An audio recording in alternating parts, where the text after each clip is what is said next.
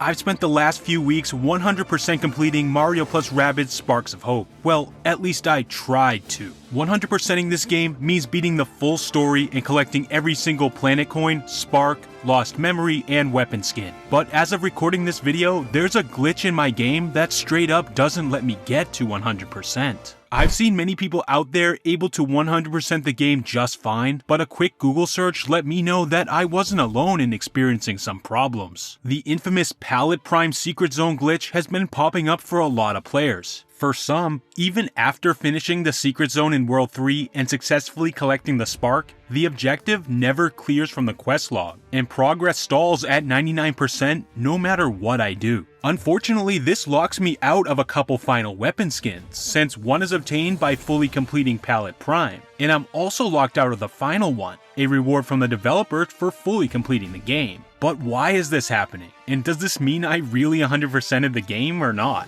Well, let's start the story from the top. We see Mario and all of his buddies loving life in Peach's Castle Gardens, still riding the high of their triumphs in the last game, except for Rabbid Mario, who for some reason can't find his pants. Always knew there was something off about that guy. But the party doesn't last long. Mario gets whacked by an unidentified flying Rabid Luma, and we soon learn that this guy is on the run, as the Mario Sunshine Manta looks like it wants its revenge. This thing is not happy. It swoops down to steal not Peach, but Rabid Peach. I guess Mario has different priorities now. Our plumber uses Beebo's new flight firmware to get up onto its back, and it's here he teams up with this new Rabid Luma buddy to square off against the new foe. It takes us popping some eyeballs on the Manta's back for its master to appear, our true adversary, Cursa, whose one visible eye looks vaguely familiar for some reason. Combat is a whole lot different this time around. Forget about grids, we're running free, baby. But even though the chains are off, some things feel really familiar, like dash and team jump, which remain mostly the same. The little guy is named Starburst, one of 30 collectible creatures called Sparks, each of whom offer a unique skill in battle. In this case, he powers up our attacks by 20%, which allows us to fend off Cursa's goons before the rest of the crew comes through in the spaceship for a successful rescue. On board the ship, the crew discusses a plan of action to take on the new threat. And I mean discusses, since Beebo is now fully voice acted.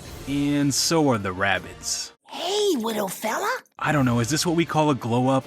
I got used to the voices over time, but I remember saying to myself early on while playing the game, I think I liked it better when they didn't talk. We also meet the ship's main computer, Genie, who is a fully voice-acted diamond. Really not sure why the two main narrators are just floating shapes. But anyways, we learn Cursa is corrupting the galaxy using this inky black ooze called Dark Mist. So step 1 of the plan is to head to the nearest planet and start wiping this stuff out. Enter Beacon Beach, the place where our 100% mission begins. As we can see, it's not much of a tropical paradise. At least not yet. It's here we meet the troubled warden Augie, who tasks us with destroying the dark mist at its source, the tentacle overrunning the lighthouse. This will somehow restore the sunshine. Okay, I think I'm following. But before this, we need to investigate the village, which appears to be under lockdown due to a Babam invasion. It's here we enter a battlefield filled with explosive foes. But these little guys are not scary at all, as they can be dashed to begin their detonation sequence, and then thrown into each other to cause a chain reaction of booms. This made saving the village a cinch, and as a reward, one of its thankful residents gives us a new spark. Or at least he wanted to, but the spark takes off as soon as it's released and heads toward this submerged temple, somehow unlocking it for our heroes to explore. We need that runaway spark's help to power the lighthouse, so in we go on a spark hunt. Speaking of spark hunts, it's here we meet the spark hunter, Edge, who saves our spark from a gang of Cursa's minions inside. Edge joins our team as we collaborate with her for the first boss battle versus the giant Wildclaw. Her spinning blades act like a boomerang capable of hitting faraway targets both on initial contact and on the return flight. These ranged attacks prove very useful here, as it's important to keep your distance. Tony the Tiger will instantly rush you down after every hit, so it's important to stay out of counterattack range during your turn. Without too much trouble, we beat the Wildclaw, and with this, Edge claims her spark hunting days are over and joins Mario's ranks as the 7th party member. With the help of our new friends, we're now able to make our way up to the lighthouse, where we need to pop some more dark mist eyes to uncorrupt it and bring on the sun. I learned pretty quick I didn't bring the right team to this battle, since Mario and Luigi can't attack many targets at once. But luckily I did bring Peach, who can use her Boombrella to hit multiple targets in front of her. This made her the unanimous MVP of this mission, popping several eyes per attack as she helped me successfully shine light on the seashore once again. Augie was delighted, Bingo, bingo, bongo, baby! And so was I, as clearing the dark mist from the lighthouse unlocked a whole mess of new quests to complete on Beacon Beach. After cleaning up some leftover goop, chucking a few fish into the fountain, and meeting Madame Bostrella, all while picking up a few sparks along the way, I was done with every task I could find on Planet 1, except for whatever this golden pipe was, since to enter it, I needed more sparks than I had access to at the moment. With this, I bid my goodbyes to Augie and set course for some serious climate whiplash, as we entered World 2, Pristine Peaks. These snowy cliffs were overrun by yet another dark mist tentacle, causing a miserable blizzard that's turned the area into an uninhabitable wasteland. Stuck in a tree at the base of the mountain, we find and save a purple spark, Dezabel, who becomes so grateful to the group that she enters Beepo, giving him the ability to screech. This screech somehow lets us do all sorts of things related to rocks. Knock them down, shatter them, move them around. Don't ask me why or how this works, but regardless, the new ability helps us get further up the mountain. On our way, we cleared a few more dark mist puddles, threw a few penguins into the lake to get our first healing spark, and even helped this nutty professor deal with an invasion inside his lab, earning us the wind-based spark Zephistar. We were cruising, and now feeling confident, trekked back to Beacon Beach with the newly acquired sparks to face off against the giant Goomba on the other side of that first gold pipe. This one was pretty tricky at first, but with the right spacing of characters, we were able to take it down without too much trouble. Finally getting that done left only the Winter Palace and our meeting with the next warden, Captain Orion. This walrus man wants us to help save a little girl trapped inside. With Orion waddling behind, we took on some infuriating trick doors in this game's version of a classic Mario ghost house. And after some trial and error, we eventually came face to face with the first of Curse's 3 henchmen, the ghostly Midnight. It's in Midnight's chamber where we meet the little girl Orion was worried about. But this isn't just any little girl, this is Rabbid Rosalina, a brand new character to this game who becomes our 8th party member.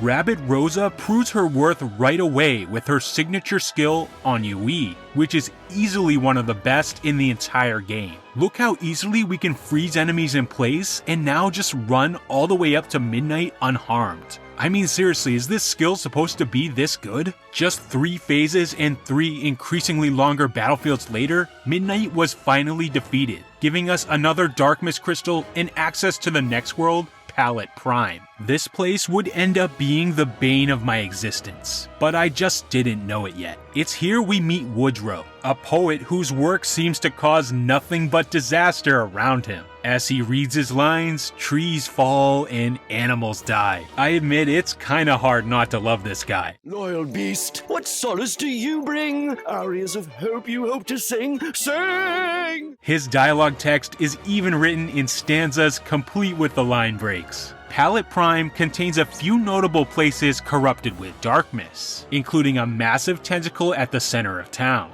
We can't get there right now though, because the wooden bridge leading there is currently broken. But apparently, Woodrow's house has a secret passage below it that leads right into town. Convenient, but doesn't help his creepy factor at all. Sure enough, we find the secret pathways under his house, but there doesn't appear to be an easy way through them, as a sizable chasm blocks our progress. Just when all hope seems to be lost, the runaway spark from Beacon Beach reveals it's been following us the whole time, and they come in clutch, granting Beepo his second special ability. a yellow light that can reveal footprints, secret objects, and crucially, hidden bridges. And wouldn't you know it, the power reveals a hidden bridge across the chasm, which helps us finally get into town. In the town square, we catch a glimpse of Bowser, fighting one-on-one with this very blocky woman. And the King Koopa gets to relive the bad parts of his 64-bit days as he's swung around and tossed into that very dark mist tentacle we're trying to get rid of. Despite him being our sworn adversary, we decide to save Bowser,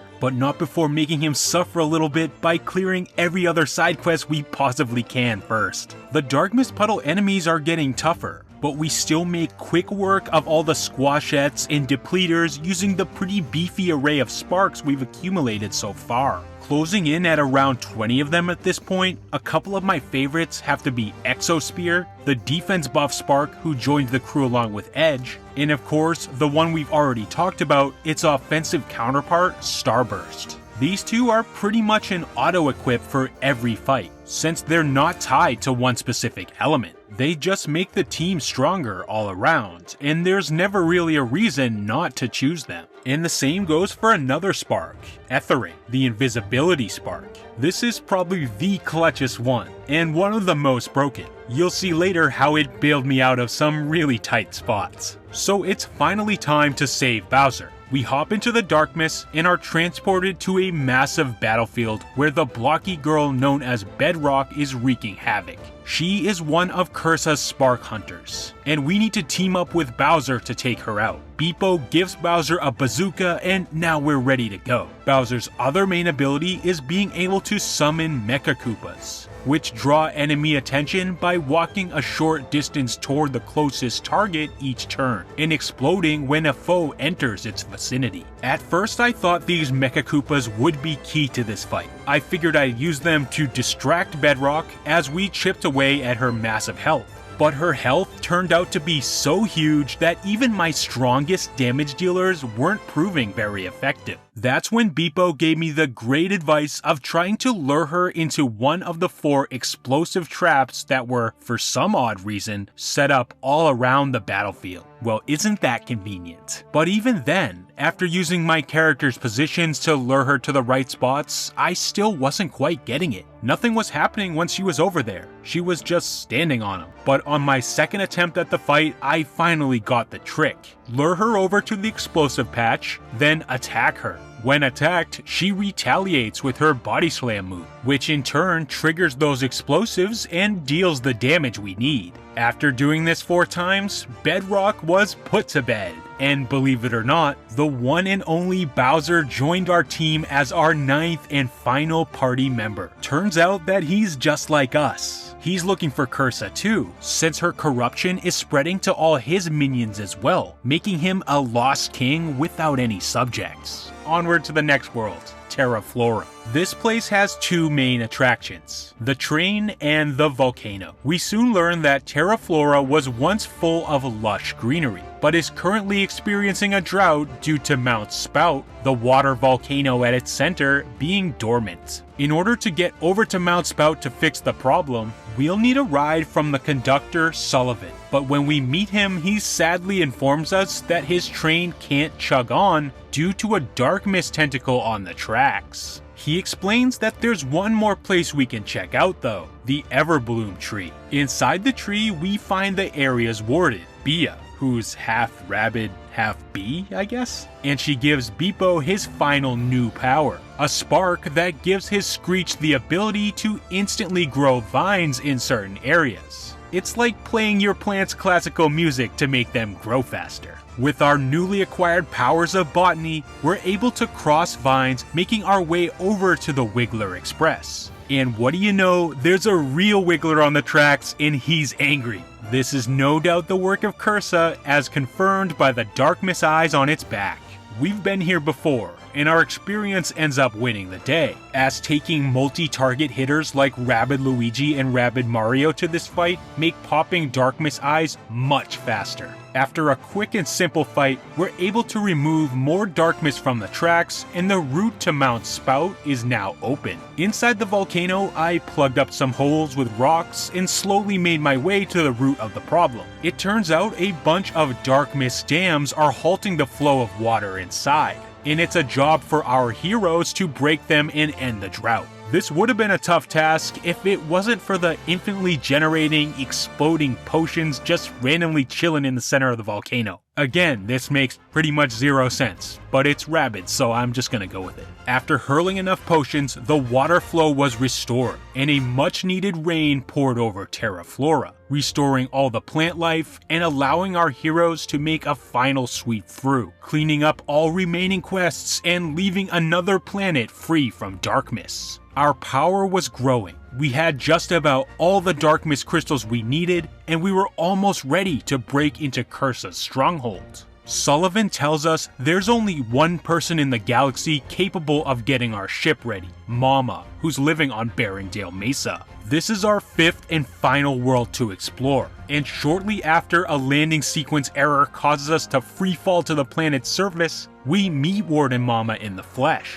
She's mad we broke her balloon falling from the sky, but look at Rabbid Luigi. He's just happy he made it, man. We asked for her help, but it's to no avail, as she can't really help us at the moment. The windmill, the source of power to the shop, is not currently working. But I just need to call her out on this, because if the power's out, then how are these front lights staying on? What are these, solar powered? If she's using wind power and solar power, I'm glad at least she's using renewable energy. Well, whether or not she's lying about the power, there's only one way to get Mama's help. We need to get to that windmill and find out what's going on. We discover the culprit to be, of course, more dark mists, as we clear puddle after puddle on our way up to the windmill. When we finally get there, one of the game's toughest battles awaits, as we have to defend the mechanism from an onslaught of enemies coming at all sides. Each side can only withstand 3 hits, so the team needs to be spread out effectively to defend each side. Using some of the highest mobility characters like Peach, Edge, and Rabbid Peach, I was able to run them ragged all over the map, taking advantage of some terrain hazards to defend the windmill for just long enough to clear the battle. With the windmill successfully restored, it was time to head back to Mama. But as we approach the garage, Edge rightly sniffs out that something was up. This wasn't Mama at all. This was Daphne, Cursa's final minion who kidnapped our mechanic. Smart move, Cursa. Luckily, Daphne wasn't too bright, since she stays perched on a pedestal at the back of the battlefield, making her a surprisingly easy target. The strategy was to perch Luigi somewhere in shooting range and fire long-distance shots at her, which took Daphne down pretty quickly. For the final missions, she certainly wasn't the toughest. And with this, we finally did it. Mama, who is now in our debt, makes us the pointy rubber ducky needed to crack Cursa's shields. Someone on this development team really has a thing for rubber duckies because they're all over the place in Mario Rabbids. With our ship fully equipped, we're ready to break into Cursa's stronghold. But with this being a 100% run, I wanted to go into the final fight with everything done. So it was now time to finish up any loose ends that I could before invading Cursa's domain. I started by going through the quest log and doing the quests I know I missed, mainly the golden pipe battles for the last few worlds. Being max level by this point and having all the sparks, these fights against the giant enemies weren't too bad, but I have to say I just scraped past the giant Magic Koopa. I literally used all of the cooldown refresher items I accumulated on the entire journey for this one fight, which did allow me to successfully cheese it out by making Luigi invisible with Ethering and shooting it over and over while I was untargetable. Each time taking that RNG gamble that I would hit enough of those spark cooldown refreshes from the golden skill tree to hold me out long enough so I could take down its giant health bar. I got the KO with only Luigi left standing on the last possible turn. No cooldown refreshers left to spare. What a rush. After getting all the golden pipes done, I set out to get every planet coin left on Barrendale Mesa. Despite turning every world upside down looking for collectibles, I actually hadn't 100%ed any of the worlds so far. I was still stuck in the high 90s for most of them, and I felt pretty stuck. It drove me to believing that I actually needed to go beat Cursa first, and maybe that would unlock extra stuff in the post-game that would help me fully complete each world. I even thought Rosalina was gonna join the party after we saved her for a few final planet coin missions, and that's why my completion percentages weren't as high as I wanted. I don't know, I was hopeful, but I was exhausted and my mind was kinda grasping at straws here. So I eventually gave in and blew up the shield, allowing the heroes to enter the final frontier, Cursa's stronghold. We learned that Cursa is actually a reincarnation of the Megabug, the big bad guy from the first game, who actually lived on and ended up corrupting Rosalina to what we know now as Cursa. This was a cool revelation that connected the two games and made this really feel like a true sequel, just in time for the final showdown. In order to reach Cursa, we needed to beat up her two strongest minions, Dark Mist clones of both Bowser and Edge. Both of these were honestly pushovers though, and with the right lineup and skill trees filled out, ended up being pretty simple. Cursa was similar, as she had 3 increasingly powerful stages. This final fight with her though is pretty unique, since it's the only battle in the game that involves all 9 heroes taking the field at once. The party characters are divided up into groups of 3, each separated out onto their own platforms, as you alternate controlling units on one of the platforms each turn. I thought this was a pretty cool touch, as it really fit thematically due to how prevalent themes of friendship and teamwork are through the entire story. And all this leads to a satisfying final payoff in the final cutscene, when the entire gang comes together to deliver Cursa that final blow. With Rosalina now saved, the credits rolled as everyone lived happily ever after. Until I looked at my completion percentage. 94%, and no Rosalina in my party when I booted it back up. What the heck was going on? What was I missing? I entered each of the worlds, finding nothing new unlocked after the credits like I originally expected. I did find out I could spin around on these swirly shiny spots to get coins though. I went about 40 hours of the game not figuring that one out, so that makes me feel smart. After a while, I resorted to a guide to find out what I was missing, and that helped me find out a big part of the problem. Remember those secret areas in each of the 5 worlds? If you enter them a second time, you're then able to complete a timed version of each puzzle, and completing that will earn you 1 more bonus weapon skin. So I went through all the worlds collecting these as well. Some took me a few extra tries to finish on time, but it was mostly just relearning the puzzle after some time away, and nothing majorly difficult. Once I got these done, things were starting to fall into place. I was finally able to achieve 100% on most of the worlds, which was extremely satisfying. Hopefully not too long after this video's out, those bugs are fixed, because I want to one day smugly take a screen cap of my 100%ed file and actually get a look at those weapon skins I'm missing. But that wraps it up for my journey so far with Mario plus Rabbids Sparks of Hope. Thanks for watching everyone, and I'll see you next time for more quality Nintendo content. I'll hopefully have a 100% file in this game before then.